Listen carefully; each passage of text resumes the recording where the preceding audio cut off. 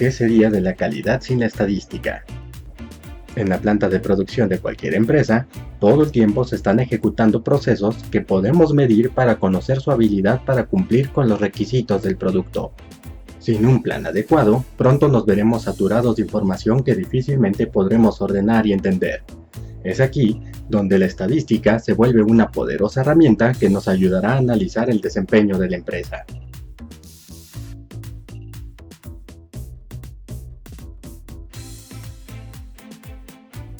Usemos de nuevo un mapa mental para organizar la terminología relacionada con el control estadístico de procesos. En nuestra primera parada está el muestreo aleatorio. Para que las muestras sean realmente representativas, es importante que la selección se realice de forma aleatoria, aunque hay 4 técnicas para hacerlo: simple, estratificado, sistemático y por conglomerados. También veremos cuáles son los tipos de cartas de control que más se utilizan en la industria: las cartas X barra de medias y las cartas S de desviaciones estándar. Conoceremos a profundidad el uso de las tablas Military Standard 105E que sirven para determinar el tamaño de una muestra, así como la cantidad de defectos que debemos considerar para aceptar o rechazar un lote.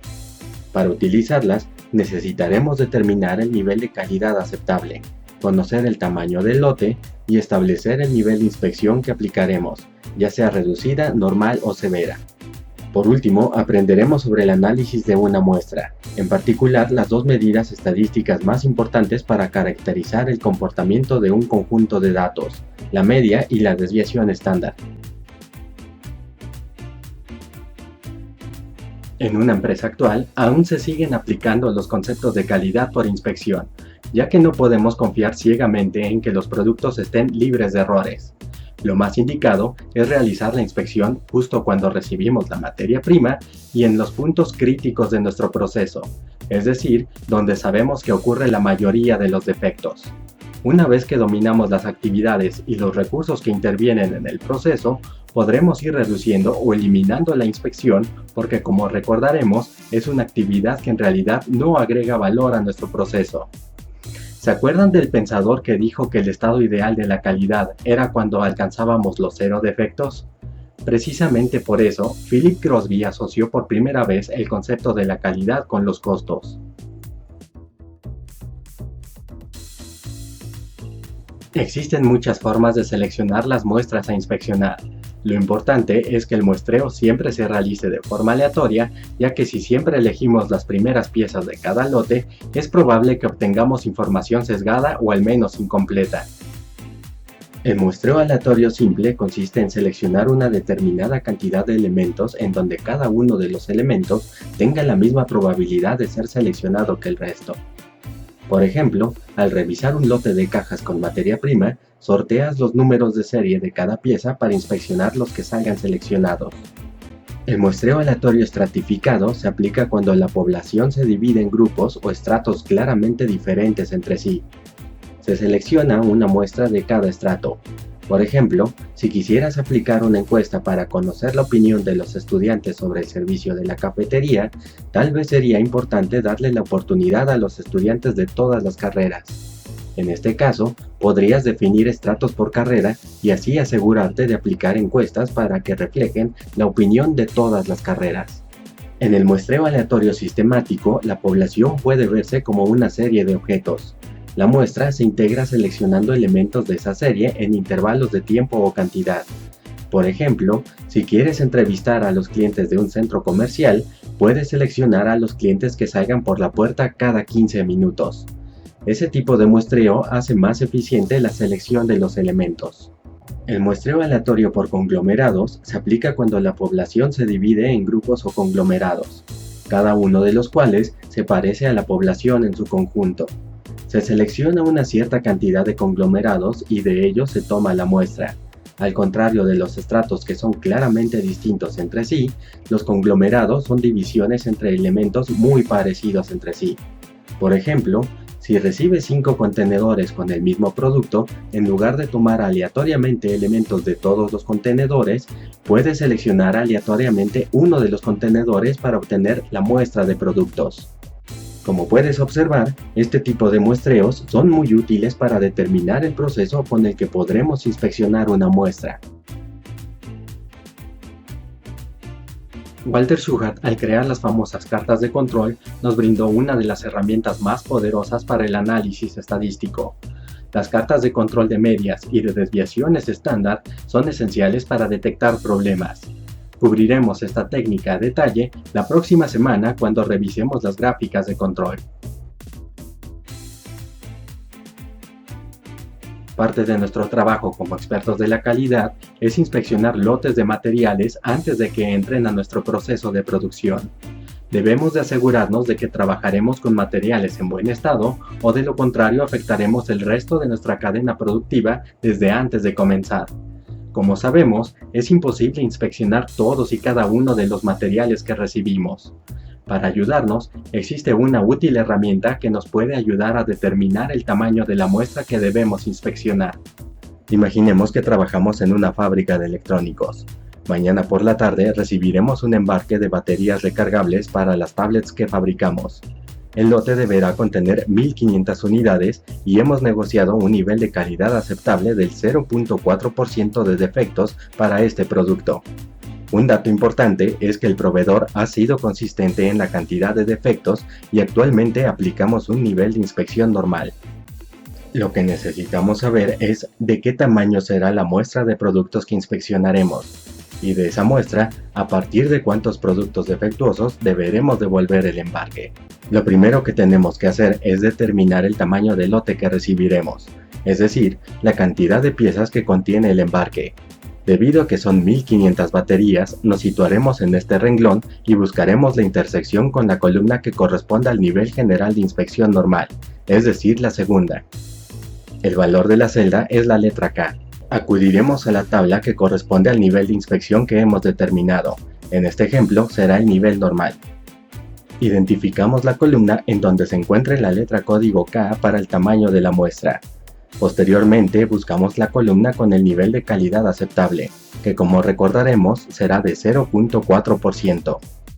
Ahora bien, para responder la pregunta sobre el tamaño de la muestra, acudimos a la columna tamaño de la muestra N y vemos el número que corresponde a nuestra letra código. Serán 125 baterías del lote que inspeccionaremos. Solamente nos falta saber hasta cuántos defectos encontrados aceptaremos el lote y a partir de cuántos les rechazaremos. Para ello, regresemos a la intersección. El número de la izquierda es el número máximo de defectos con los que aceptaremos el embarque, y el de la derecha indica a partir de cuántos lo rechazaremos. En este ejemplo, al inspeccionar las 125 baterías, aceptaremos el lote si encontramos hasta una batería defectuosa, pero lo rechazaremos si encontramos 2 o más piezas defectuosas. Para nuestro segundo ejemplo, pensemos en que la próxima semana recibiremos un embarque de pantallas para las tablets que fabricamos. El lote contendrá 720 unidades y con el respectivo proveedor hemos negociado un nivel de calidad aceptable de 0.15% de defectos para ese componente. El nivel de inspección para ese proveedor es reducido. Nuevamente debemos apoyarnos en la Military Standard para determinar el tamaño de la muestra y la cantidad de pantallas defectuosas para la aceptación y rechazo del lote. Identificaremos la intersección de la fila en cuyo rango se encuentran las 720 piezas con un nivel de inspección reducida. La letra que tomaremos en cuenta será la G. Al buscar la intersección entre la letra código para el tamaño de la muestra y el nivel de calidad aceptable, nos damos cuenta de que la celda no contiene ningún valor. Para estos casos, debemos seguir la flecha hasta encontrar la siguiente celda que contenga un valor. Como podemos apreciar, ahora nos situamos en la letra código J, a la que corresponde un tamaño de muestra de 32 piezas. Y de acuerdo con los números de aceptación y rechazo, aceptaremos el lote únicamente si no encontramos ningún defecto y lo rechazaremos si encontramos uno o más defectos. ¿Cómo decidimos qué nivel de inspección aplicarle a nuestros proveedores? Cuando comenzamos a trabajar con un proveedor, aplicamos el nivel normal. Si aceptamos 10 lotes consecutivos, entonces pasaremos a un nivel de inspección reducida. En el momento en que rechacemos un lote o detectemos que la producción es irregular, regresaremos al nivel de inspección normal. Si ocurre que rechazamos 2 de 5 lotes consecutivos del mismo proveedor, entonces pasaremos al nivel de inspección severa. Si aceptamos 5 lotes consecutivos aplicando este nivel, entonces regresaremos al nivel de inspección normal nuevamente. Pero tengan cuidado, Si un proveedor que está en el nivel de inspección severa no logra la aceptación de 5 lotes consecutivos para regresar al nivel normal y acumula 10 lotes consecutivos bajo inspección estricta, tendremos que interrumpir el contrato, ya que su calidad no ha mejorado y el nivel de inspección severa implica una mayor inversión en tiempo y dinero para nosotros. Dos medidas estadísticas que nos brindan un panorama muy claro sobre el comportamiento de una muestra son la media y la desviación estándar. Su utilidad es muy clara cuando tenemos un gran cúmulo de datos. En lugar de reportar cada uno de los datos por separado, es mucho más práctico mencionar su media y su desviación estándar. La primera nos indicará el valor general de los datos, mientras que la segunda nos dará un indicativo sobre la variabilidad que presentan. En calidad, si estamos midiendo alguna característica de nuestros productos, la desviación estándar será crucial para demostrar que nuestros procesos trabajan de forma consistente. Si tenemos un puesto de frutas y le compramos manzanas a dos diferentes agricultores, podríamos pesar las manzanas para ver cuáles son más grandes. Digamos que las manzanas de ambos proveedores en promedio pesan 180 gramos, así que podríamos decir que ambos producen manzanas del mismo tamaño. Luego calculamos la desviación estándar y vemos que las manzanas del primer proveedor tienen 4 gramos mientras que las del segundo tienen 26 gramos. Lo más sensato sería comprar las manzanas del agricultor A debido a que tienen un peso más uniforme. La variabilidad es un fenómeno natural y para la calidad es necesario reducirla hasta donde sea posible. Algunos factores que podemos controlar para lograrlo son la estandarización de los procesos, la calibración de instrumentos de medición, el cuidado en los materiales, el adecuado diseño de los productos, la capacitación del personal y la operación en ambientes controlados. Sin importar las unidades que nosotros estemos utilizando para medir nuestras muestras, al momento de obtener una media, veremos que los datos siguen una distribución normal, dibujando la famosa campana de Gauss. Típicamente la media estará justo en la mitad de la gráfica, pero ¿dónde entra la desviación estándar para analizar nuestros datos? Recordemos que la desviación estándar es una medida de dispersión y nos indica cómo se distribuyen los datos en torno a la media. La regla empírica nos dice que si tomamos el rango de más o menos una desviación estándar en torno a la media, encontraremos el 68% de los datos. Si lo ampliamos a dos desviaciones estándar, encontraremos el 95% de los datos y si lo llevamos a las tres desviaciones estándar, el porcentaje de datos contenidos será un poco mayor al 99%. Como lo explicábamos hace un rato, a menor variabilidad, mayor calidad. Es muy importante que la variabilidad de nuestro proceso no supere los límites de especificación del producto, ya que todo lo que salga de dichos límites representa un defecto. Si cuidamos que el rango de tres desviaciones estándar o sigmas alrededor de la media esté dentro de los límites de especificación del producto, aseguraremos que el 99% de los productos serán aceptables para el cliente. ¿Qué opinas de las empresas que llegan a las 6 desviaciones estándar o 6 sigma?